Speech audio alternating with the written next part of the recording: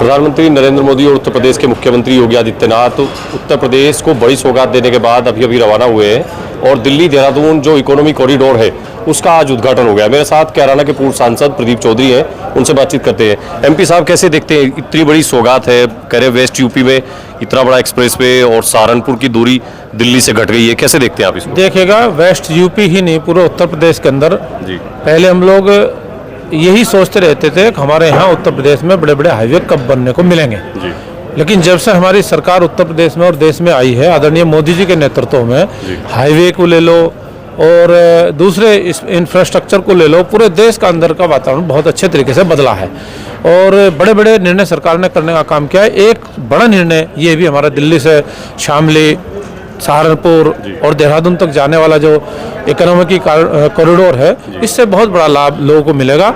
आवागमन सुगम होगा, बहुत बड़ी संख्या में लोग इससे जुड़ पाएंगे और बड़ा लाभ ले पाएंगे। एमपी साहब, विपक्ष के लोग तो ये कह रहे हैं कि ये पूंजीपतियों के लिए एक्सप्रेसवे है, आम आदमी को इससे क्या फायदा होगा? नहीं, पूंजीपति आएंगे, अपने उद्योग लगाएंगे, स्थापित करेंगे, उनका आवागमन सुगम होगा, उनको बिजली की व्यवस्था ठीक मिलेगी, उनको कानून की व्यवस्था ठीक मिलेगी, यहाँ से लोगों को रोजगार मिलेगा उनसे जुड़ करके।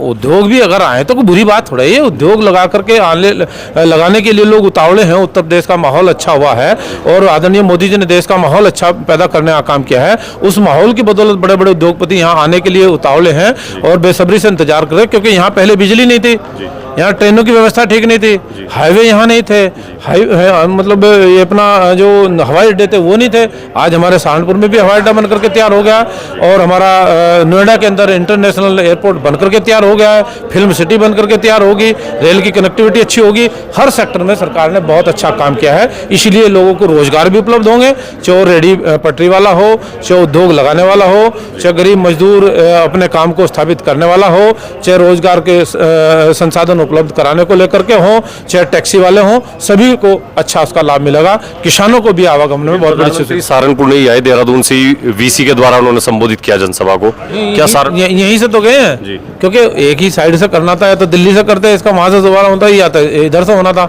एक साइड से होना था। दिल्ली के लोग, माननीय मुख्यमंत्री रेखा गुप्ता जी दिल्ली के लोगों के साथ वर्चुअल वहां से जुड़ी हैं, उत्तर प्रदेश के मुख्यमंत्री माननीय योगी जी यहाँ सहारनपुर से जुड़े हैं और माननीय प्रधानमंत्री ने उसका उद्घाटन जो है देहरादून से किया है। ये छोटी बात नहीं है, हम सब लोग के लिए बड़ी सौगात। तो मतलब ये एक्सप्रेसवे 27 में भी आपको लग रहा है कि सरकार बनाने में बड़ी मदद करेगा? अरे नहीं, केवल एक्सप्रेसवे ही नहीं, बहुत सारा सिस्टम सरकार ने ऐसा स्थापित किया है जिस सिस्टम की बदौलत लोग खुद ब खुद तैयार हैं कि भारतीय जनता पार्टी को हम लोग वोट देने का काम करेंगे। विपक्ष केवल भ्रामक प्रचार करने का काम करता है, झूठ फैलाने का काम करता है, मुद्दा विहीन विपक्ष घूमने का काम हो रहा है। इसके अलावा उनके पास कोई काम नहीं, कोई एजेंडा नहीं। विपक्ष केवल और केवल हमें एक बात ये बताने का काम कर दे कि हमें अपने कार्यकाल में ये काम स्थापित किया। एक भी काम उनका, एक भी एक्सप्रेसवे की शुरुआत हमने की सबसे पहले, एक भी उपलब्धि उनको नहीं मिलेगी। एक्सप्रेसवे की मैं बात करूं, सहारनपुर से लेकर के अपना दिल्ली को जाने वाला जो रोड है वो वाया शामली को लेकर के जाता था, वो कभी 2010 में स्वीकृत हुआ था। 2010 में स्वीकृत होने के बाद उस पर काम ही नहीं होकर के दिया, 2 साल ऐसी रही। बहुजन समाज पार्टी की सरकार थी, 2012 में समाजवादी पार्टी की सरकार बनी, 7 से 12 तक एज इट इज पड़ा रहा। कोई भी सुध लेने की बात नहीं है, कोई पैसा देने की बात नहीं है, कोई काम करने की बात नहीं है। 2017 में जब उत्तर प्रदेश में भारतीय जनता पार्टी की सरकार बनी, तब उस पर काम हुआ, तब वो तैयार होकर के लोग। सरकार से बजट की कमी थी या प्रदेश सरकार की इच्छा शक्ति? इच्छा शक्ति की बात है।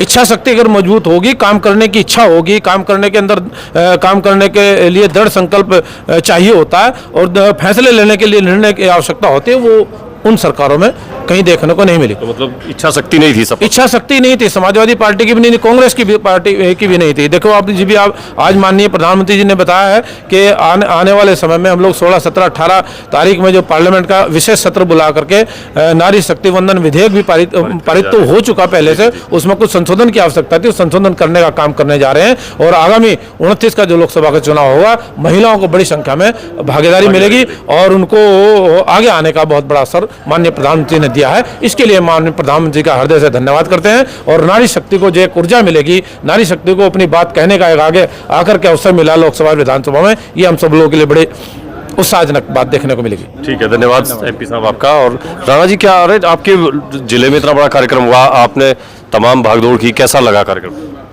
पहले तो आपके चैनल को मैं बहुत बहुत धन्यवाद देता हूँ। दूसरा ये कि लगातार जब से पता लगा कि हमारे आदरणीय देश के यशस्वी प्रधानमंत्री जी, आदरणीय प्रदेश के मुख्यमंत्री जी यहाँ आ रहे हैं सहारनपुर में, तो जैसे ही हम क्षेत्र में गए, कार्यकर्ताओं के बीच में गए कि भाई ऐसे ऐसे उद्घाटन हो रहा है इसका दिल्ली एक्सप्रेसवे का, तो कार्यकर्ताओं के अंदर, ग्रामवासियों के अंदर बहुत एक बड़ा जुनून था, बहुत उत्साह था अपने प्रधानमंत्री को देखने के लिए। मतलब पूरे जिले में उत्साह, पूरे जिले में उत्साह था।